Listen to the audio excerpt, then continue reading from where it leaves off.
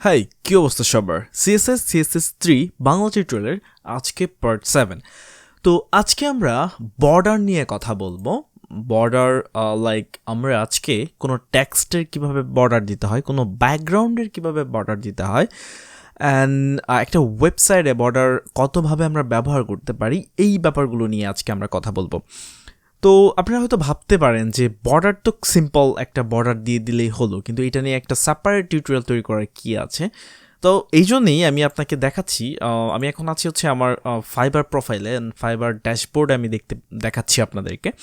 তো এইখানে যদি আপনি একটু লক্ষ্য করেন, দেখুন এই যে এখান থেকে এই পর্যন্ত একটা বর্ডার, এই আমার প্রোফাইলের যে ছবিটা এটা একটা বর্ডারের মধ্যে আছে, এবং এইখানে একটা বর্ডার রয়েছে, এবং এই যে এই দেখতে পাচ্ছেন চারপাশে একটা বর্ডার।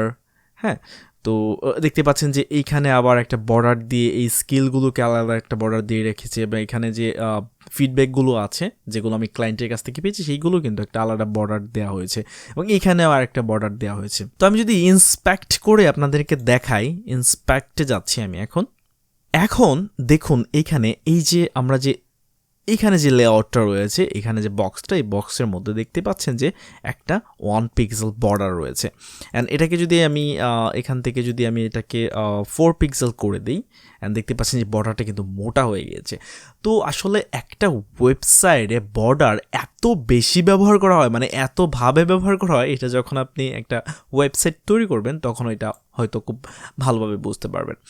সো আজকে আমরা এই বর্ডার কতভাবে তৈরি করতে হয়, কিভাবে তৈরি করতে হয়, আমরা এই বর্ডার নিয়ে কথা বলবো। অ্যান্ড এখানে যা আছে সবগুলোকে আমি ক্লিয়ার করে দিচ্ছি। তো আমরা প্রথমে একটা বক্সের চারপাশে বর্ডার দিব, এবং একটা টেক্সটের চারপাশে বর্ডার দিব, এবং দুইভাবে আমরা এই কাজটা করার ট্রাই করব। সো প্রথমে আমি একটা ডিভ নিচ্ছি, এটা ক্লাস দিচ্ছি বক্স, অ্যান্ড এর ভিতরে আমি কিছু রাখছি না, এটা জাস্ট এমনিতেই রেখে দিলাম। তারপর আমি একটা h1 ট্যাগ নিচ্ছি,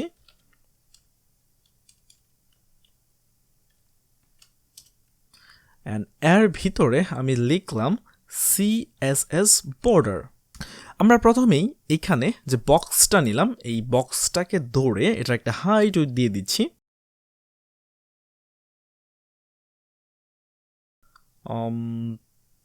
300 পিক্সেল,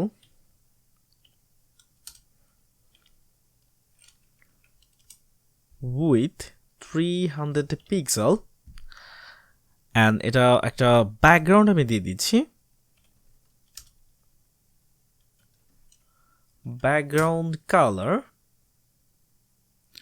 তো আমরা প্রথম যে বক্সটা নিয়েছি, এই বক্সের একটা ব্যাকগ্রাউন্ড কালার দিয়ে দিলাম, এবং নিচে যে লেখাটি রয়েছে সেটা নিয়ে এখন পর্যন্ত আমরা কাজ করিনি। এখন আমরা এর চারপাশে একটা বর্ডার দিয়ে দিব, বর্ডার 1 পিক্সেল। তো 1 পিক্সেল বর্ডার দিলাম, বাট এখানে কিছুই শো করতেছে না, কারণ আমরা এখানে বর্ডারের যে কি স্টাইল হবে এই স্টাইলটা এখন আমরা সেট করিনি। তো আমি এখানে বর্ডারের একটা স্টাইল দিয়ে দিচ্ছি। তো এখানে দেখতে পাচ্ছেন যখনই আমি এখানে বর্ডারের স্টাইল দিতে গেলাম, এখানে কতভাবে আমরা বর্ডারের স্টাইল দিতে পারি। তো আমি যদি এখানে সলিড দেই, তাহলে এর চারপাশে সলিড মানে একটা সলিড বর্ডার তৈরি হয়ে যাবে। এটা কিন্তু অনেকভাবেই দেয়া যায়, আমরা এটা পরে দেখছি। অ্যান্ড এখন আমরা কাজ করব হচ্ছে এই যে টেক্সটটা নিয়ে, এটাকে আমরা একটা বর্ডার দিব। তো আমি এখন h1টাকে ধরছি, h1টাকে ধরলাম, এবং এখান থেকে আমরা এর একটা বর্ডার দিয়ে দিব, বর্ডার 1 পিক্সেল। তো একটা 1 পিক্সেল বর্ডার দিয়ে দিলাম। তো দেখতে পাচ্ছেন এখানে কিন্তু বর্ডারটা কাজ করতেছে না। তো আমরা এভাবে ডিরেক্ট h1-এর মধ্যে বর্ডারটা না দিয়ে আমরা এটাকে একটা ডিআইভির ভিতরে নিয়ে নিই, এবং ডিআইভির ভিতরে নিয়ে আমরা এই বর্ডারটা দেই। তাহলে আমি এখানে একটা ডিভ নিয়ে নিচ্ছি, এবং এইটাকে আমি পরে দিয়ে দিচ্ছি, কাট করে h1-এর পরে দিয়ে দিব পেস্ট। ওকে, সো আমরা এটাকে একটা ডিআইভির ভিতরে নিয়ে নিলাম, এবং এখানে আমি একটা ক্লাস দিয়ে দিব টেক্সট।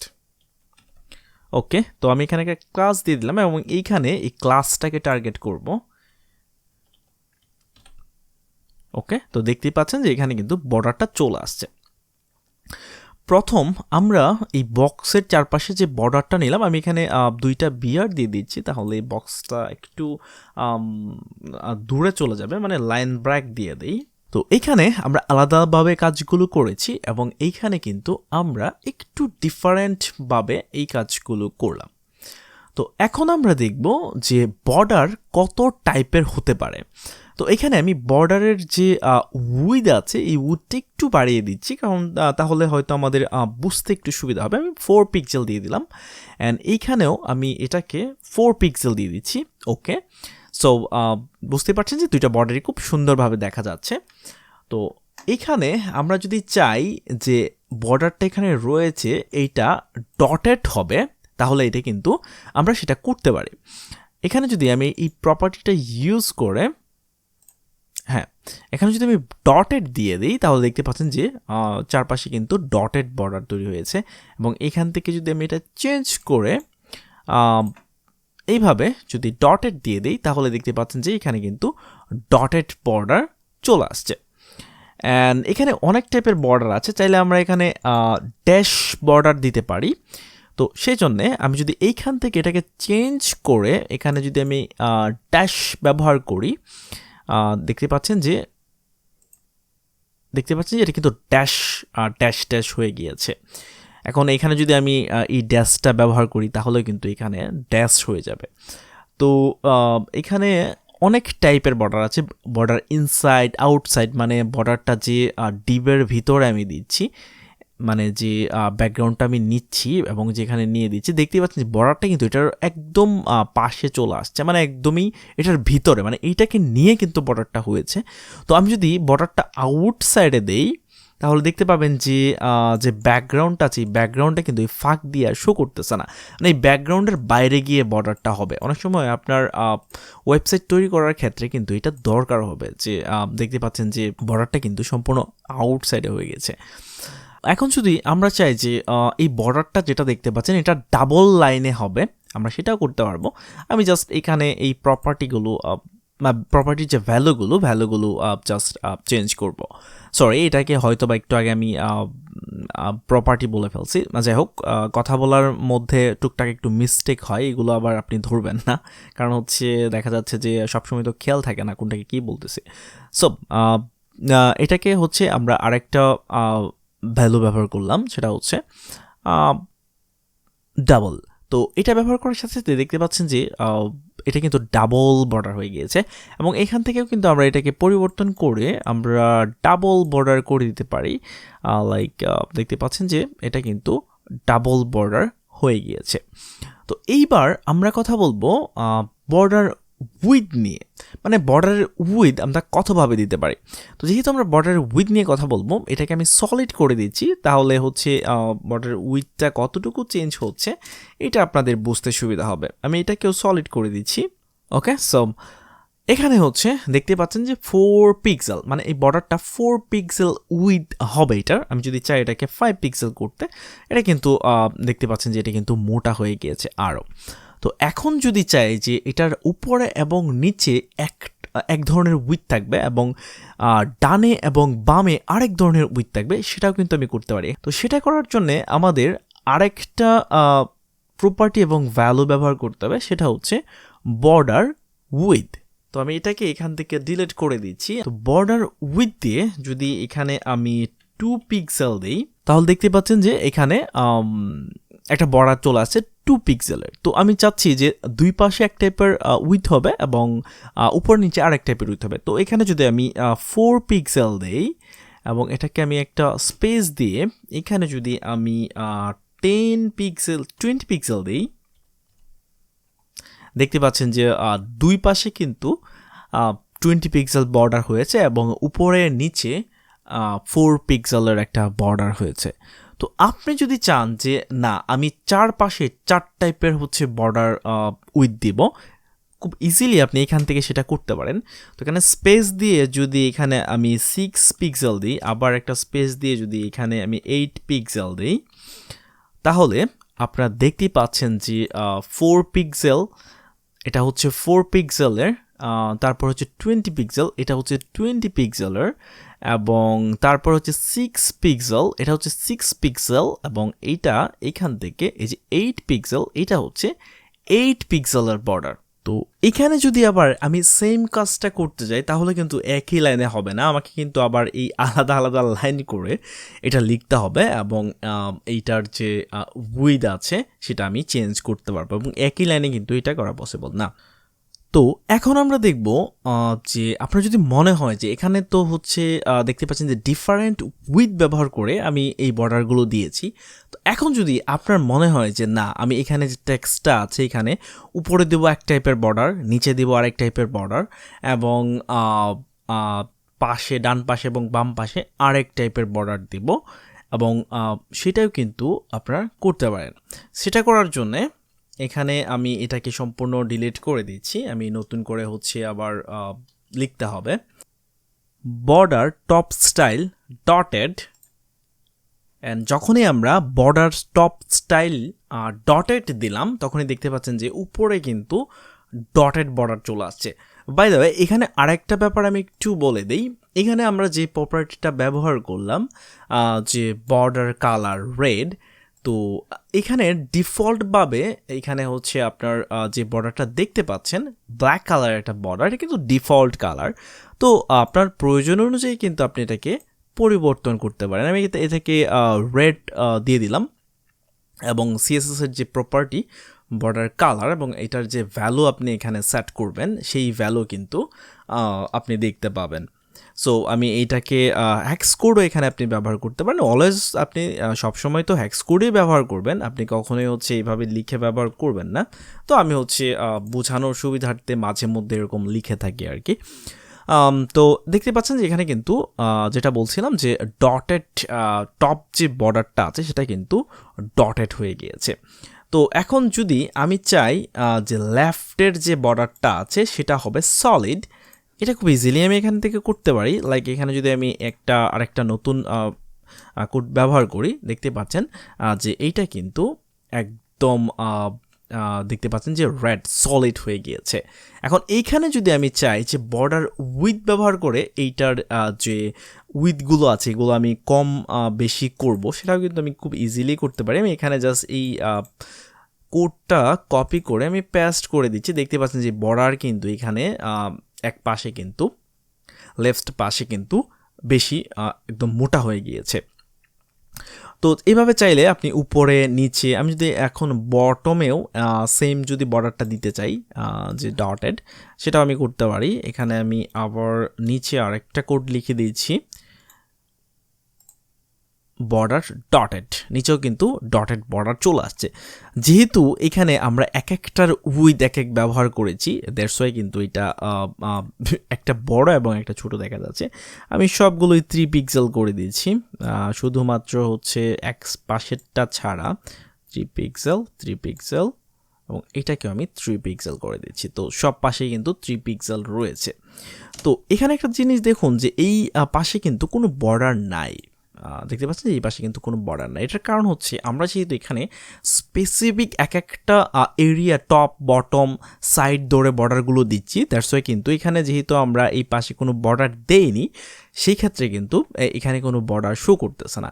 তো আমি যদি এখানে রাইট সাইডে একটা বর্ডার দিয়ে দিই সলিড, তাহলে কিন্তু আবার এটা শো করবে। তো আমি রাইট সাইডে আবার একটা বর্ডার দিয়ে দিচ্ছি, দেখতে পাচ্ছেন রাইট সাইডে কিন্তু চলে আসছে। তো রাইট সাইডে দেখতে পাচ্ছেন যে অনেক মোটা হয়ে চলে আসছে, কারণ এটা হচ্ছে 20 পিক্সেলের একটা বর্ডার এখানে রয়েছে। তো এটা কিন্তু অনেক মোটা হয়ে গিয়েছে।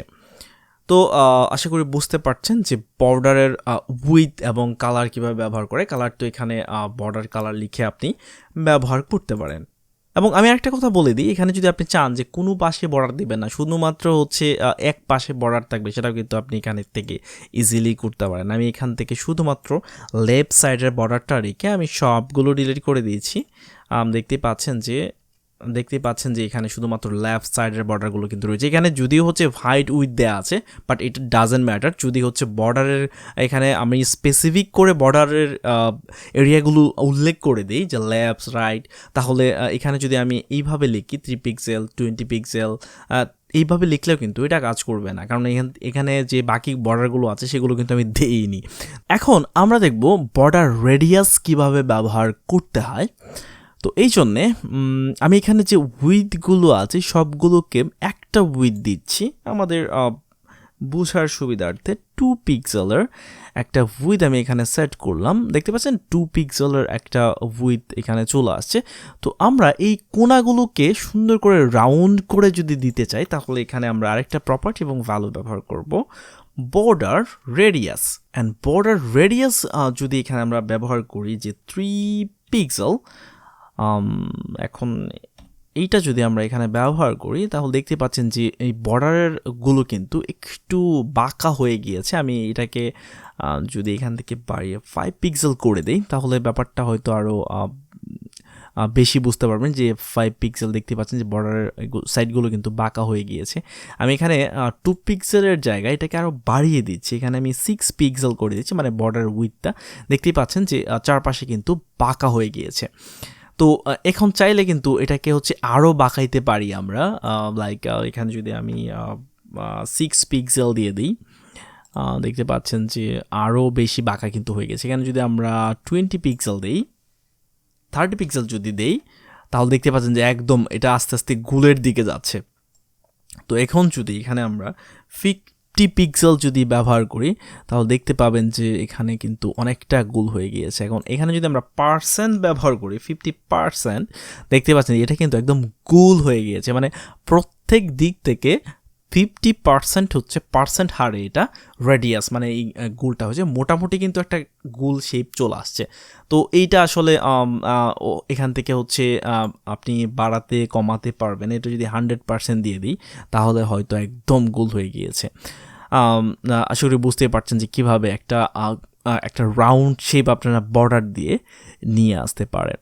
অ্যান্ড এখন যদি আমি এই সেম কাজটা এইখানে করি তাহলে এই সবগুলো আমি এখান থেকে বাদ দিয়ে দিচ্ছি, এবং এখানে আমি একটা এখানে যে কালারটা আছে এখানে এটাও আমি বাদ দিয়ে দিচ্ছি। এখানে আমি একবারে কোডটা করছি, বর্ডার 1 পিক্সেল সলিড রেড, এবং এখানে আমি এটাকে একটু বাড়িয়ে দিচ্ছি 4 পিক্সেল সলিড রেড, এবং এখানে আমি বর্ডার রেডিয়াস দিয়ে দিব, বর্ডার রেডিয়াস 3 পিক্সেল। তো দেখতে পাচ্ছেন যে এটা কিন্তু হালকা একটু বাঁকা হয়ে গেছে। আমি এটাকে জুম করে দেখাচ্ছি, দেখুন এটা কিন্তু হালকা বাঁকা হয়ে গিয়েছে। তো আশা করি বুঝতে পারছেন যে একটা ওয়েবসাইটে বর্ডার কতভাবে আমরা ব্যবহার করতে পারি এবং কতভাবে এটাকে আমরা স্টাইল করতে পারি। এখানে হচ্ছে একদম যে মেজর যে হচ্ছে স্টাইলগুলো আছে আমি সেগুলোই দেখানোর ট্রাই করছি।